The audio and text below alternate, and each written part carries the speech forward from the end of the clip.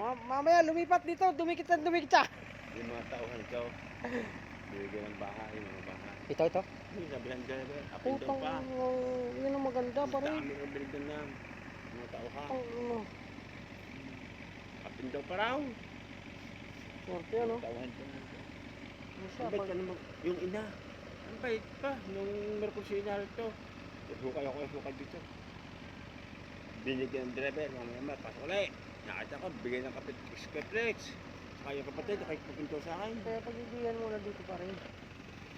Permis mo na dito. Sabi ko, di pinatitira sa akin po yung sabi sa ganyan. Ay, ganyan. Sabi ko, sir, hindi ko kaya, tawa ah. Kakay na po ito, sabi ko, sir, hindi ko kaya, tawa sa akin ako.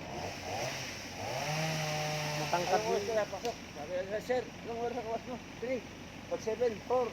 Okay. Kung sinabi ko walang dali bigay sa akin. Walang? Itong dali lang yung kapag nahihiya. Ako ka dyan. Nagupit si Buwet dito ako itong kapito. Bigay si Betil Mandang. Sinigil ko nga sa Naisip sa bali nagup, pero naligaw. Naka 150 man, nakabegi ako 150. Hindi ako report. Okay. Sino punta dito? Ako yung tamo ko siya, sir.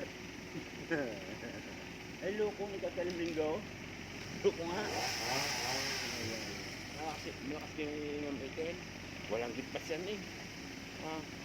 Kaya daan ng linggo eh. Ang katindi yan. Subukan mong iba. Nakakapasok yan.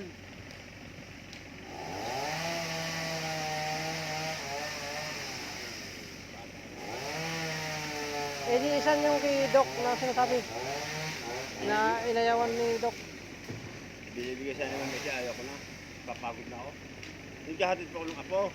Tumaga, alas 7. Sa school. Kakakunin ko ng alas 10:30. Kung pumasok ng sigil, sunset. So, ang aking ginagawa naman din, trabaho maghapon, bibirahe ko naman ng 5 oras. So, tapos. Talaga makahal ka nito, hindi ko titigilan eh.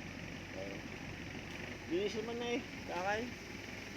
So, maghapon ko nga dyan, pabangla-bangla naman.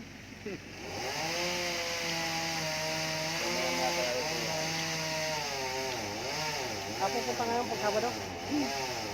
Sabi ko nga may ang alas 10, hapon.